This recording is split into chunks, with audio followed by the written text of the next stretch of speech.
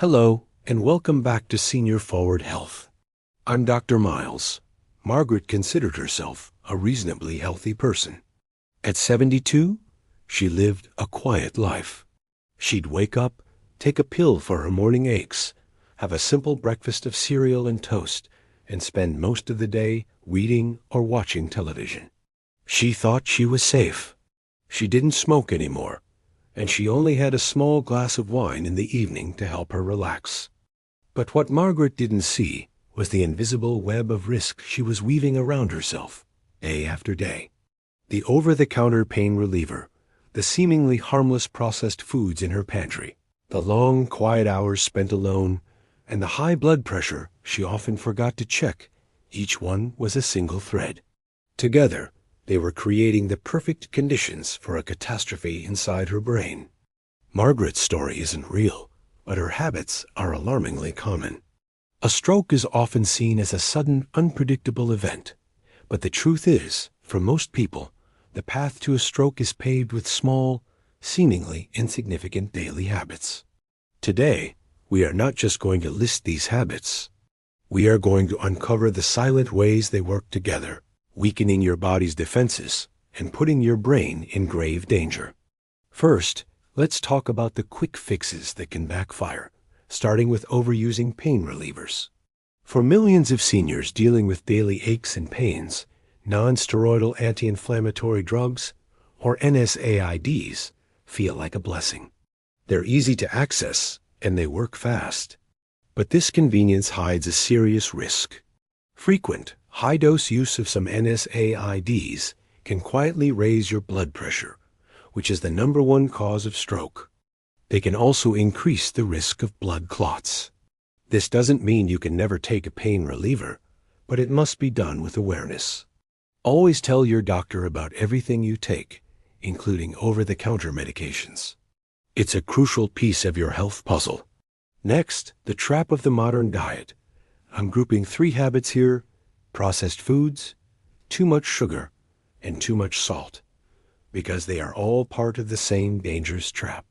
In Margaret's kitchen, you'd find canned soups, frozen dinners, and packaged snacks. They're easy, and they last forever. But they are loaded with sodium, which makes your body retain water and drives up your blood pressure, putting immense strain on your arteries. The sugary cereals and sweet treats add another layer of danger. A diet high in added sugar leads to weight gain, inflammation, and an increased risk of type 2 diabetes. Diabetes itself more than doubles your risk of having a stroke, because high blood sugar is incredibly damaging to your blood vessels over time.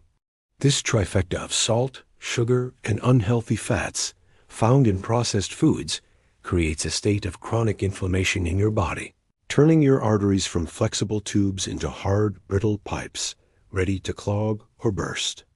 Let's move to the third major area: ignoring the silent alarms. This isn't just one habit, but a dangerous mindset.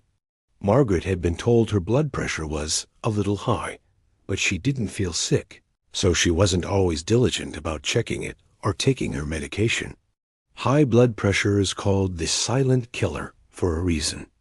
You don't feel it, but it is relentlessly damaging the delicate blood vessels in your brain, making them prime targets for a blockage or a rupture. The same is true for neglecting diabetes management. High blood sugar silently corrodes your arteries from the inside out. Failing to manage these conditions isn't a passive act. It's an active choice that leaves your brain vulnerable to attack. Fourth, the danger of a shrinking world, a sedentary life, and social isolation. As we get older, it can be easy for our world to shrink. Maybe mobility is an issue, or friends have moved away. Like Margaret, many seniors spend more and more time indoors, sitting for hours on end. A sedentary lifestyle is a well-known risk factor. It contributes to obesity, high blood pressure, and poor circulation. But I want to add a risk factor that we are only now beginning to truly understand, and it's one that has become a silent epidemic: loneliness. Recent studies have confirmed that social isolation is a significant and independent risk factor for stroke. The chronic stress and inflammation associated with loneliness can have a devastating physical impact on your cardiovascular system. We are social creatures. Our brains and bodies thrive on connection. When we are isolated, our health suffers in silence. Finally, let's discuss the habits we use to cope. Like so many, Margaret quit smoking years ago, but the damage to her arteries lingered. If you are still smoking, please know this: smoking doubles, and in some cases quadruples, your risk of stroke. It damages your blood vessels, thickens your blood, and raises your blood pressure. Quitting is the single most powerful action you can take for your brain health. And what about that small glass of wine Margaret had each night? We've talked about this before, but it bears repeating. Heavy alcohol use is a major stroke risk. It raises blood pressure and can cause an irregular heartbeat called atrial fibrillation. Even moderate, daily drinking can contribute to these problems as we age. And underpinning all of this is the simplest habit of all: not drinking enough water. Dehydration makes your blood thicker, stickier, and more prone to clotting. It's like pouring sludge through your body's pipes. Staying hydrated is a simple, foundational act of self-defense. Margaret's story doesn't have to have a tragic ending. Strokes are largely preventable. It starts by recognizing that these aren't 10 separate habits, but an interconnected web. A processed food makes your blood pressure worse. The sedentary lifestyle feeds into the diabetes, and the alcohol used to cope with loneliness adds fuel to the fire. But you can break the web. You can start today with one small change. Choose to have a piece of fruit instead of a packaged cookie. Go for a 5-minute walk down your street. Call a friend or family member you haven't spoken to in a while. Drink a full glass of water right now. Each positive action is a thread you cut. Each healthy choice is a step away from danger and a step toward a future where your brain is safe, healthy, and thriving. I trust this video has given you a new perspective.